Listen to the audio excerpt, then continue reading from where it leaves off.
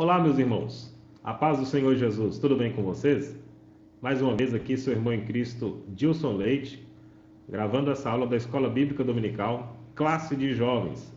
E hoje nós estamos aqui para lecionar a aula de número 12. Isso mesmo, nós já estamos na lição de número 12, a penúltima lição do segundo trimestre de 2020. O tema da nossa lição de hoje é: as cidades de refúgio são estabelecidas. Então hoje nós vamos estudar sobre este tema, após a conquista do povo hebreu, após a divisão das terras, né, da terra de Canaã e as terras não conquistadas. Após toda a divisão das terras, agora nós vamos falar sobre o estabelecimento, né, da cidade de refúgio conforme o mandado do Senhor. Antes de irmos para a lição, eu quero fazer algumas indicações para você. Se você ainda não é inscrito no nosso canal, se inscreva no canal para que você possa receber aí todos os conteúdos de primeira mão. Não se esqueça também de clicar no sininho das notificações para que o YouTube mande as notificações para você. E também deixe um like para que você possa nos abençoar, para que você possa, como sinal de gratidão, deixar esse like para que nós possamos continuar gravando vídeos, saber que o conteúdo que nós temos produzido aqui tem abençoado a sua vida. E lembrando, se tem abençoado a sua vida, se você tem assistido às aulas, creio que se abençoa a sua vida, você pode também abençoar outra vida com este estudo. Então compartilhe nas suas redes sociais para os seus amigos, para os seus irmãos em Cristo. Então, vou deixar também, eu quero deixar uma recomendação para você. Como nós estamos na lição de número 12, e essas lições são contínuas, um estudo é ligado ao outro, visto que nós estamos na escola dominical estudando o livro de Josué, né? O tema do nosso trimestre é tempo de conquistas, fé e obediência no livro de Josué. Então uma aula está ligada à outra, então eu deixo sempre aqui na descrição do vídeo e também nos cards a playlist, né, do trimestre, do segundo trimestre, com todas as aulas. Então aí tem uma playlist organizada com todas as aulas para que você possa assisti-las e assim ter um entendimento completo de todo o material que nós estamos estudando no segundo trimestre de 2020. Então, passadas as nossas informações, você já se inscreve aí, deixa o seu like e nós vamos agora para a nossa lição de número 12. As cidades de refúgio são estabelecidas. O nosso texto do dia está registrado em Salmos capítulo 46, versículo 1. Deus é o nosso refúgio e fortaleza, socorro bem presente na hora da angústia. Assim como as cidades de refúgio de Israel, Jesus é o nosso abrigo em todas as circunstâncias. Como nós vamos ler esse texto do Antigo Testamento, quando nós vamos estudar acerca das cidades de refúgio estabelecidas, nós sabemos que toda a Bíblia ela tem por centro, o centro da mensagem de todos os livros da Bíblia é o Senhor Jesus Cristo. O centro da mensagem da Bíblia é o nosso Senhor Jesus Cristo. Então a Bíblia ela é cristocêntrica, os louvores que nós ouvimos têm que ser cristocêntricos, o culto deve ser cristocêntrico. Então nós vamos observar aqui, né, que através dessa meditação no livro de Josué, no contexto do Antigo Testamento, as cidades de refúgio estabelecidas já eram um tipo do Senhor Jesus Cristo, que é o nosso refúgio e fortaleza, né, que nos guarda e que nos livra da condenação e da ira vindoura. Então nós vamos estudar hoje, nessa lição de número 12, acerca desse estabelecimento da cidade de refúgio e vamos aprender lições práticas para aplicar na nossa vida. O texto bíblico que nós vamos nos basear está em Josué, capítulo 20, do versículo 1 até o versículo de número 6. Falou mais o Senhor a Josué, dizendo: Fala aos filhos de Israel, dizendo: Apartai para vós as cidades de refúgio, de que vos falei pelo ministério de Moisés, para que fuja para ali o homicida, que matar alguma pessoa por erro e não com intento, para que vos seja um refúgio do vingador de sangue. E, fugindo para alguma daquelas cidades, por-se-á à porta da cidade e proporá as suas palavras perante os ouvidos dos anciãos da tal cidade. Então tomarão consigo na cidade e lhe darão lugar, para que habite com eles. E se o vingador do sangue o seguir, e não entregarão na sua mão o homicida, porquanto não feriu seu próximo com intento e não aborrecia dantes, e habitará na mesma cidade até que se ponha a juízo perante a congregação, até que morra o sumo sacerdote que houver naqueles dias. E então o homicida voltará e virá à sua cidade, e a sua casa à cidade de onde fugiu. Então esse é o nosso texto base, Josué capítulo 20, do versículo 1 até o versículo 6. Nós vamos falar do estabelecimento da ordem de Deus para estabelecer aqui no capítulo 20 a cidade de refúgio. No capítulo 21, os levitas fazem o requerimento da sua possessão, da sua herança. E nós vamos falar também acerca de Josué, após esse estabelecimento da cidade de refúgio, despedindo a tribo de Gade, a tribo de Ruben e a meia tribo de Manassés, que após cumprir a sua palavra de lutar pela conquista junto com os irmãos, voltou para a sua região que ficara do outro lado do Jordão, na região da além do Jordão. Vamos para a nossa lição. Nossa lição sempre é dividida em 3 tópicos e cada tópico é dividido em 3 subtópicos. Então, o primeiro tópico da nossa lição, Deus ordena estabelecer as cidades de refúgio. O primeiro subtópico é: Deus cuida dos que praticarem um homicídio culposo. Na Terra Prometida não deveria existir qualquer traço de injustiça.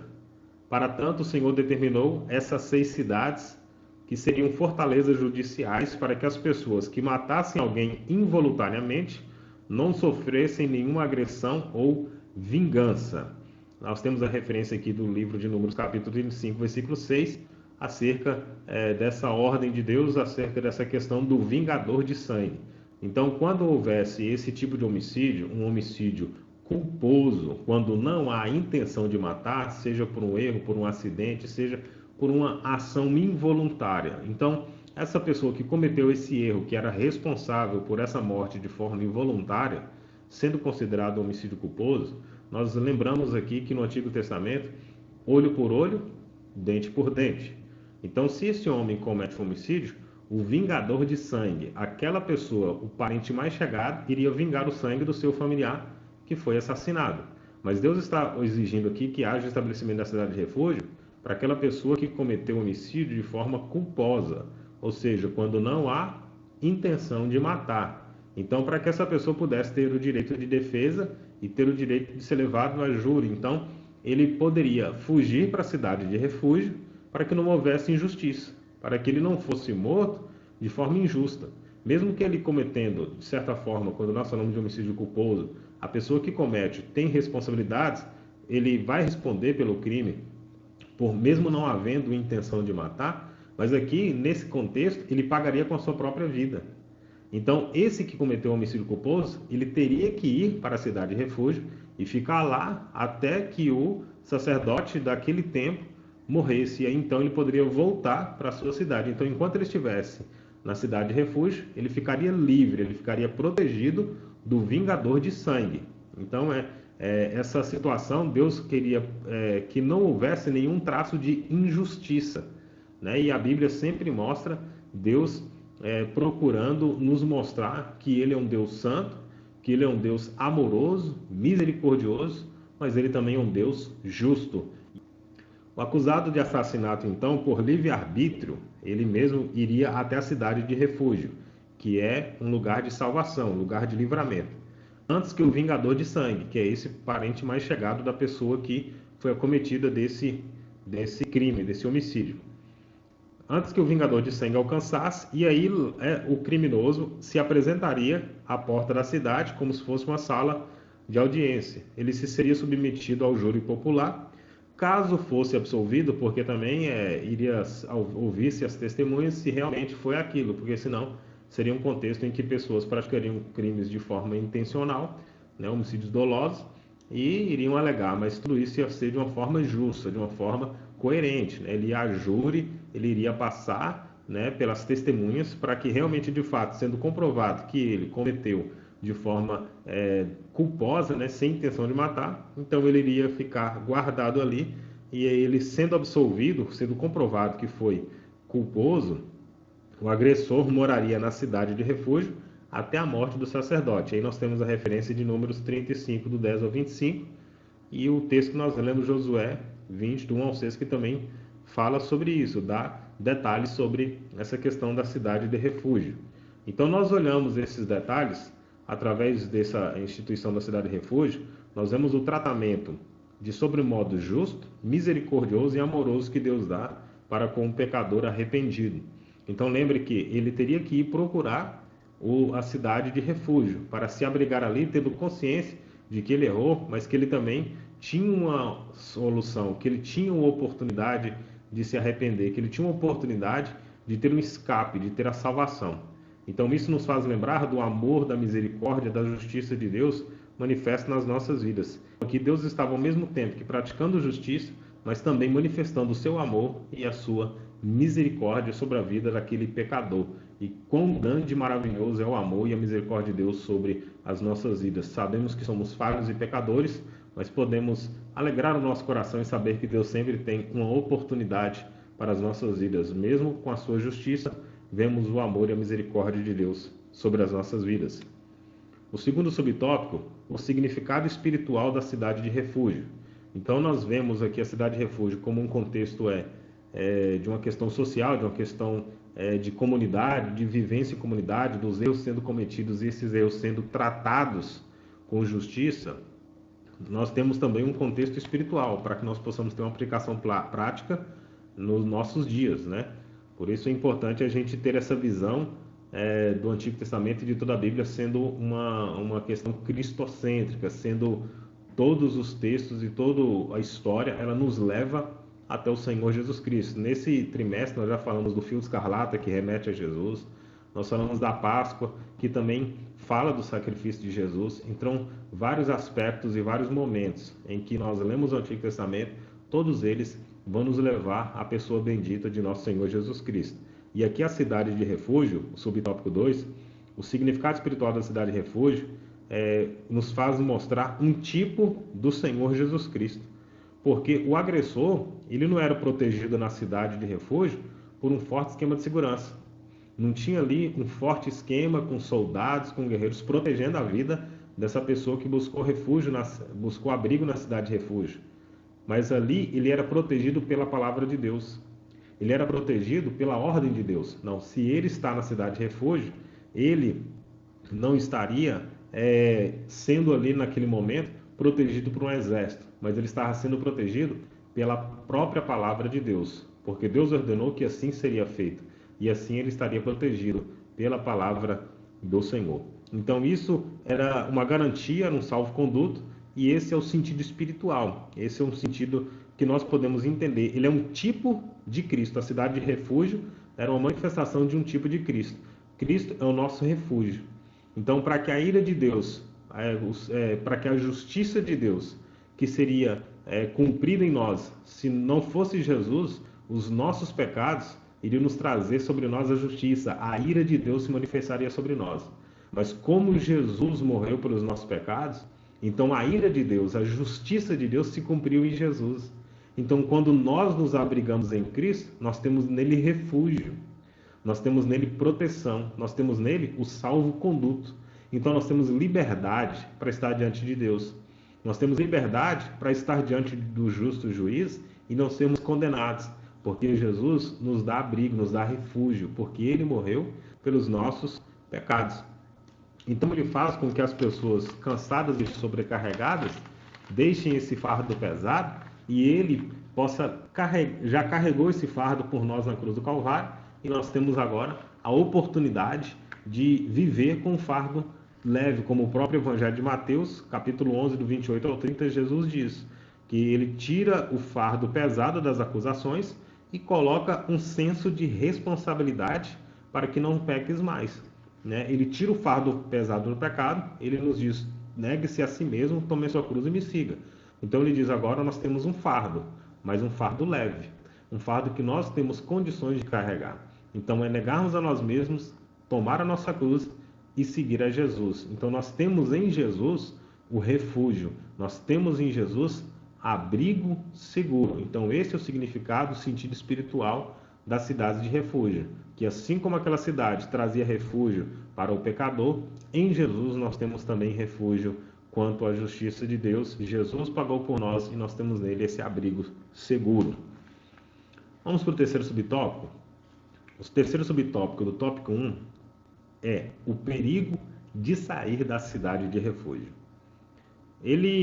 O acusado, ao entrar na cidade de refúgio, sendo comprovada a sua inocência na relação de ser realmente um crime culposo, então ele iria levar a sua vida normalmente ali na cidade de refúgio. Entretanto, se de alguma maneira o homicida deixasse os limites da cidade de refúgio, e por acaso o vingador de sangue o encontrasse fora dos limites da cidade, então preste bastante atenção. O homicida que cometeu o crime, o homicídio culposo, ele seria acolhido na cidade de refúgio, alivia os limites da cidade.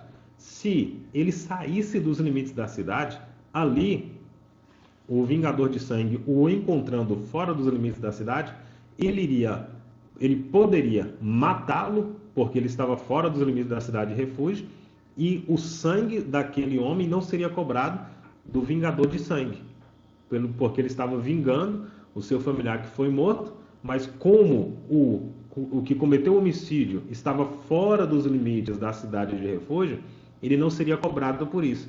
Ele não poderia entrar na cidade de refúgio e o matar, mas se ele estivesse fora dos limites da cidade de refúgio, se ele estivesse fora da área, da área geográfica da cidade de refúgio, então ele estaria colocando a sua vida em perigo. Então ele deveria se manter sempre dentro da cidade de refúgio.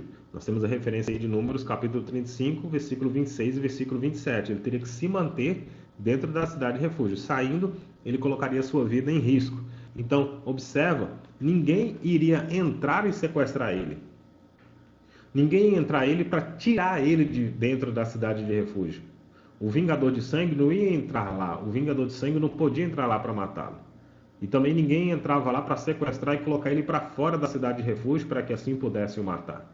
Era somente quando o próprio criminoso que estava na cidade de refúgio, por sua própria vontade, saía da cidade de refúgio. E aí ele se colocava sobre esse risco muito grande. Então aqui nós temos o cumprimento da promessa de Jesus, que ele tendo a possibilidade de ser sequestrado da cidade de refúgio, João 10, capítulo 18. A promessa de Jesus que diz que as ovelhas dele não seriam arrebatadas da sua mão. Então, somente se aquele homem saísse da cidade de refúgio, então ninguém poderia ir lá e tirá-lo forçadamente de lá. Então, as ovelhas que foram dadas a Jesus, o mal não pode as arrebatar da sua mão. A proteção é garantida e desde que nós nos mantenhamos na cidade de refúgio. Não existia uma proibição para que o homicida saísse da cidade. Ele poderia sair usando seu livre-arbítrio, transpor os portões externos e seguir o seu caminho, o que seria muito perigoso diante da fúria do vingador de sangue. Então, tanto quanto o vingador de sangue não poderia sequestrá-lo, não poderia tirá-lo da cidade de refúgio, mas também não existia uma proibição para o homicida sair da cidade de refúgio. Ele não era proibido de sair. Ele, uma vez admitido lá, ele não era proibido de sair de lá. Mas pense bem, se ele saísse, a consequência seria desastrosa. Porque da mesma maneira que se ele saísse da cidade de refúgio, o vingador de sangue poderia vingar sobre a vida dele e não ter nenhuma consequência para ele, porque ele estaria vingando e ele estava fora da cidade de refúgio, então ele não tinha nenhuma consequência sobre isso. Então, ele deveria se manter dentro da cidade de refúgio. Então, da mesma maneira, sair da cidade de refúgio, chamada Jesus Cristo, não é uma sábia conduta. Antes, pelo contrário, põe a ovelha desgarrada num risco iminente de morte eterna. Então, Jesus é a nossa cidade de refúgio. Jesus é o nosso refúgio, é a nossa fortaleza. E se nós nos mantemos em Cristo, nós temos que nos manter, nós temos que estar em Cristo, nós temos que permanecer em Cristo. Então nós precisamos permanecer obedientes a Cristo, obedecendo a Cristo, vivendo em Cristo. Não vivo mais eu, mas Cristo vive em mim, disse o apóstolo Paulo. Então nós precisamos manter-nos nessa cidade de refúgio, manter-nos em Cristo. Eu sei que durante esse período de pandemia, muitas pessoas afastadas da comunhão eu digo do ajuntamento com os irmãos, muitas pessoas se enfraqueceram, foram tentadas e agora de repente, estando longe do refúgio que é Cristo, se torna uma presa fácil para o lobo, né? Para o inimigo, para o maligno. Mas você tem que entender, nós precisamos entender, se nós sairmos, se nós deixarmos a cidade de refúgio, nós seremos uma presa fácil. Salmo capítulo 91 diz assim: aquele que habita no esconderijo do Altíssimo, a sombra do Onipotente descansará. Então, se nós estivermos no abrigo do Altíssimo, se nós nos mantermos na presença de Deus, nós temos garantia de proteção. Se você sair, se você abandonar a fé, se você abandonar o Evangelho, se você abandonar a obediência, se você abandonar a prática das disciplinas espirituais, se você deixar que a sua fé se esfrie, porque a fé ela vem pelo ouvir e ouvir a palavra de Deus, então a fé ela é nutrida, a fé ela é gerada pela palavra de Deus na nossa vida. Então, se você abandonar a Cristo, se você deixar tudo isso, você estará se colocando num risco muito grande. Não simplesmente como esse homem que era um criminoso de ser assassinado para vingar o sangue do ato que ele cometeu, mas o risco que nós corremos hoje é, se deixarmos a Cristo, nós temos a condenação eterna. E eu tenho certeza que você não quer isso para a sua vida. Eu tenho certeza que você quer morar eternamente com Jesus. Mas para isso, você precisa se manter em Cristo. Permaneça em Cristo. Permaneça na palavra. Permaneça na oração, porque Jesus tem o melhor para a sua vida. Meus irmãos, vamos agora para o tópico de número 2. O tópico de número 2 é: os levitas exigem sua herança. O subtópico de número 1, a demora em conceder a herança dos levitas. Deus falou com Josué para que fossem separadas as cidades de refúgio. No que foi obedecido, o Senhor estava lembrando indiretamente a necessidade de fazer a oferta dos levitas, pois as cidades de refúgio deveriam estar entre a herança deles. Eles receberam aí 48 cidades.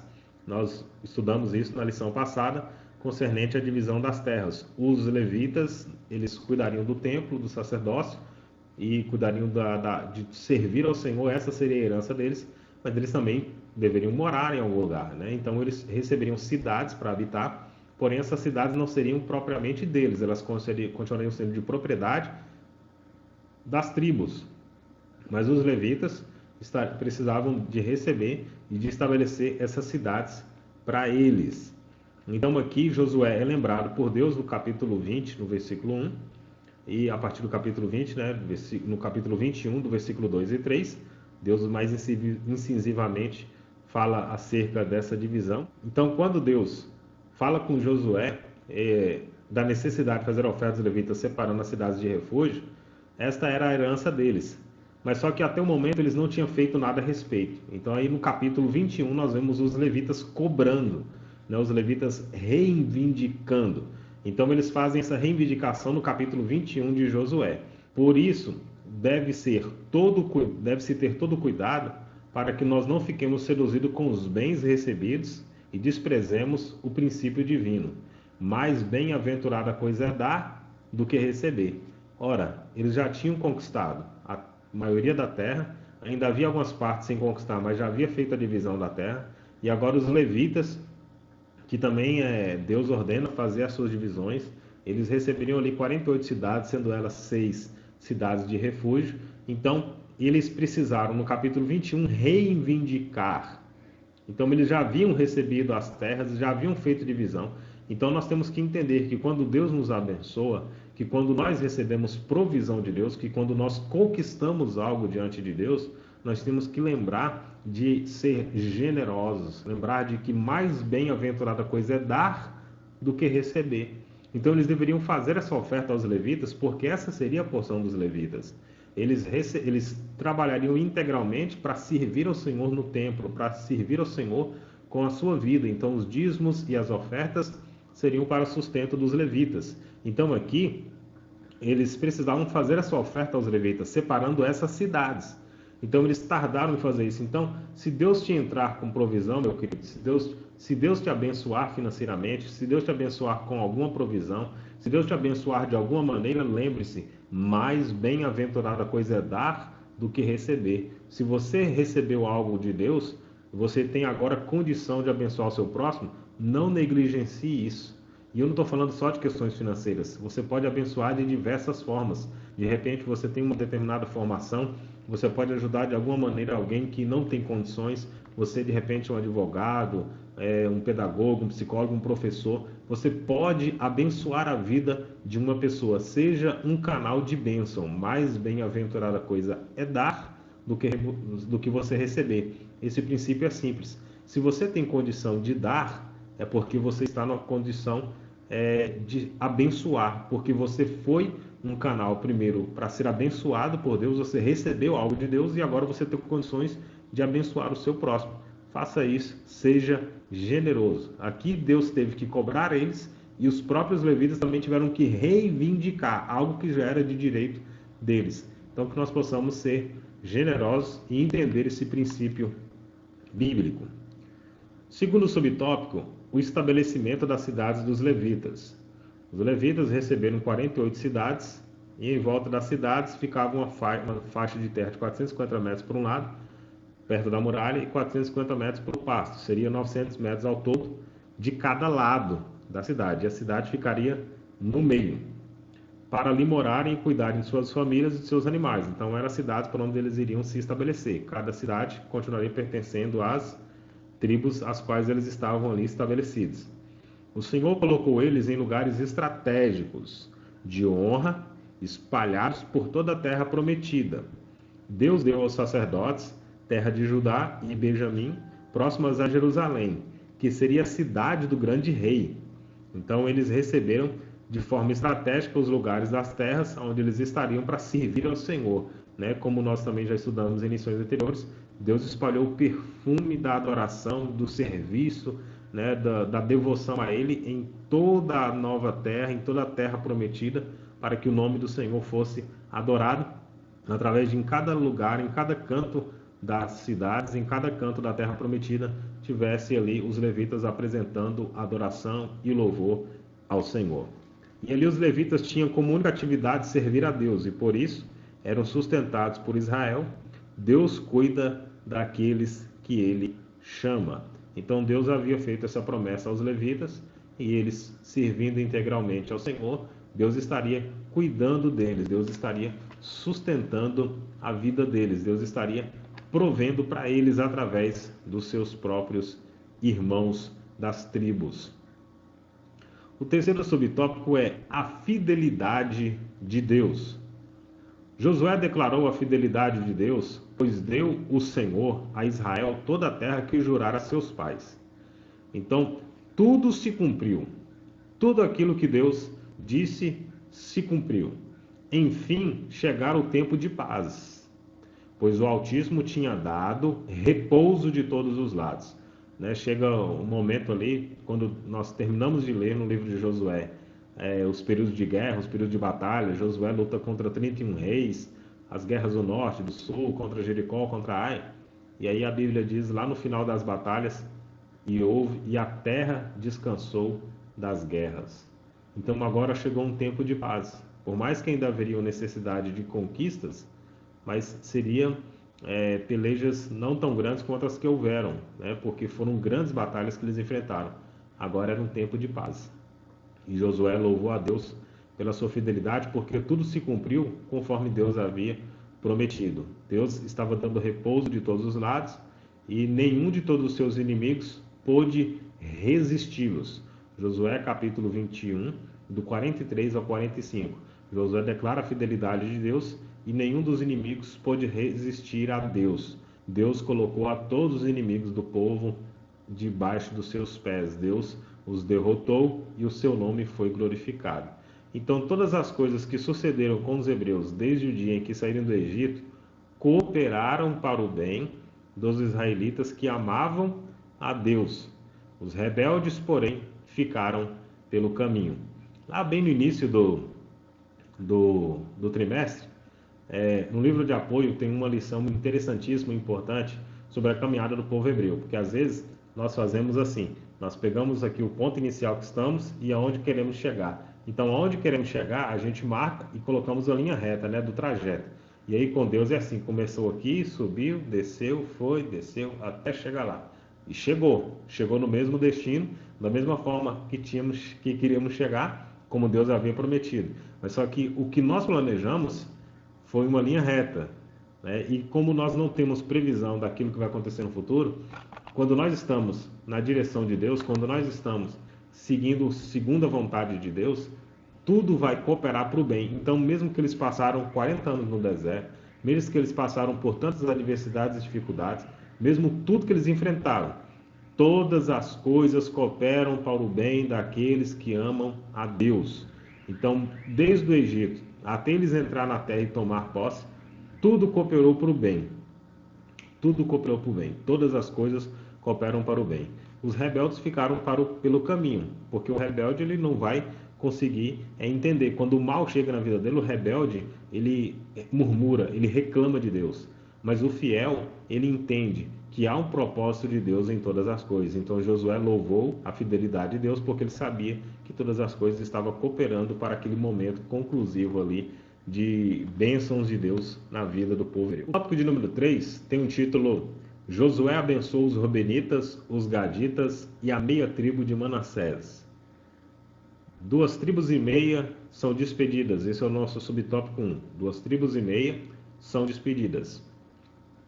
Uma vez concluída a tarefa da distribuição das terras, Josué então libera as tribos de Ruben, Gade e a meia tribo de Manassés para voltarem à terra de possessão deles.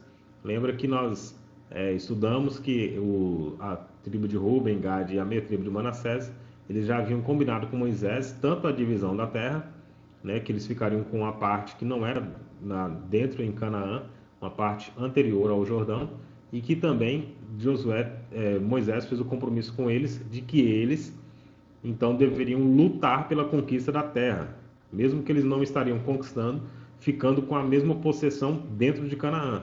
Então eles fizeram esse compromisso e cumpriram, foram lá, lutaram, pelejaram junto com seus irmãos, agora já há muitos dias longe de casa, longe da sua família, longe dos seus familiares, eles têm agora a permissão de retornar, porque cumpriram com aquilo que prometeram, cumpriram com a sua missão, ajudaram seus irmãos, ajudaram os irmãos das outras tribos, e agora eles estão prontos para se despedir dos irmãos e voltar para suas casas. Então eles poderiam voltar agora para abraçar os seus familiares.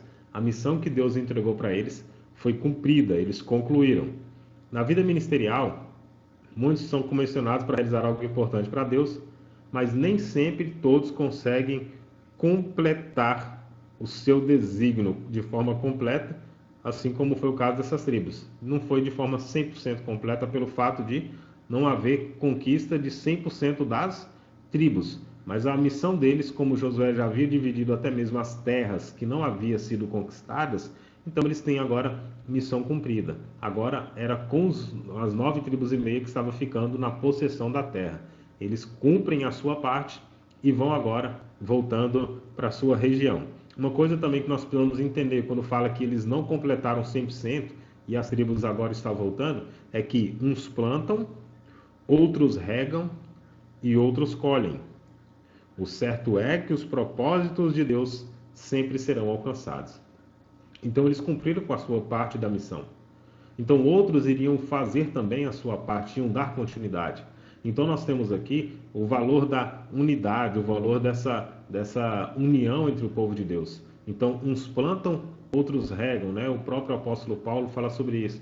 Uns plantam, outros regam, mas Deus é quem dá o crescimento, né? Então nós temos que entender que muitas vezes nós pensamos que foi uma incompetência de alguém, foi uma fragilidade de alguém que não concluiu. Mas o propósito de Deus, ele não fica pelo caminho. Deus sempre vai levantar pessoas para que o propósito, para que os desígnios, para que os planos de Deus sejam cumpridos para a glória do Senhor.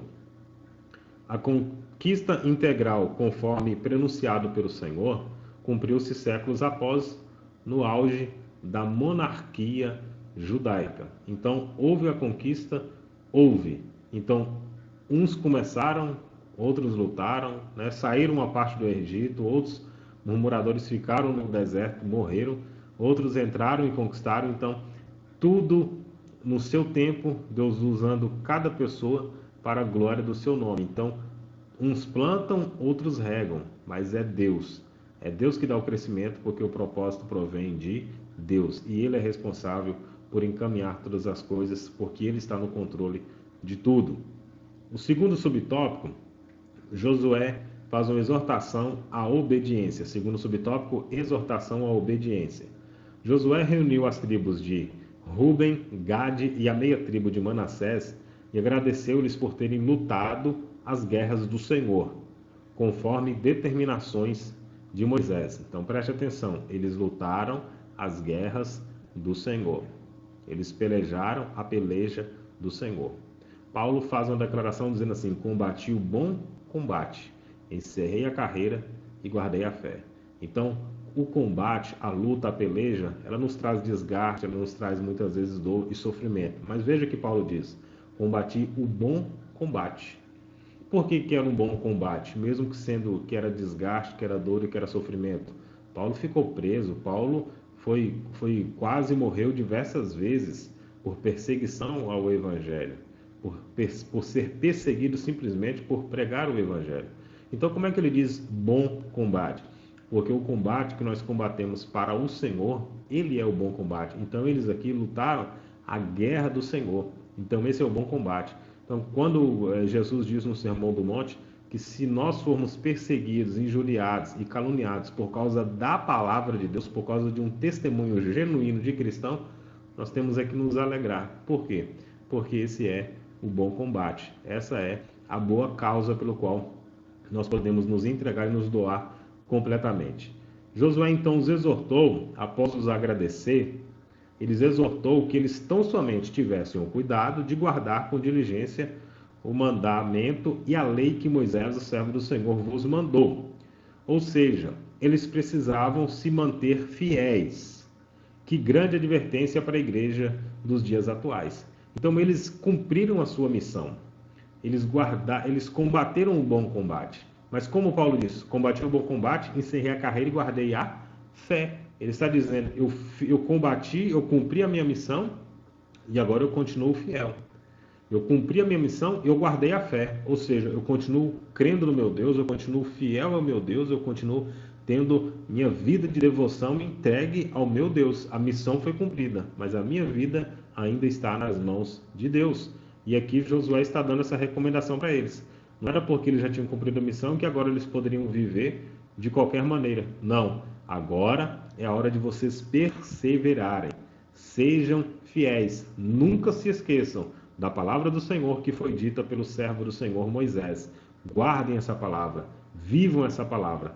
E aqui o comentarista faz essa recomendação. Que grande advertência para a igreja dos dias atuais. Nós precisamos cumprir a nossa missão, mas nós também precisamos manter a fidelidade. Não seja simplesmente aquele que vai ser religioso, não seja simplesmente aquela pessoa que vai metodicamente no culto, liturgicamente, fazer de forma formal, né?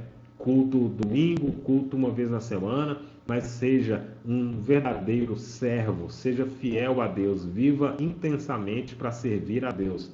Não simplesmente cumpra a missão, mas sirva a Deus. Depois de cumprir a missão, lembre-se que você precisa ter uma vida de fidelidade para com Deus. Terceiro subtópico, o altar junto ao Jordão. Ao chegar às margens do Jordão, as 3 tribos, movidas por um sentimento religioso, ergueram um vistoso altar. Tal conduta foi mal interpretada pelos líderes que partiram para confrontá-los.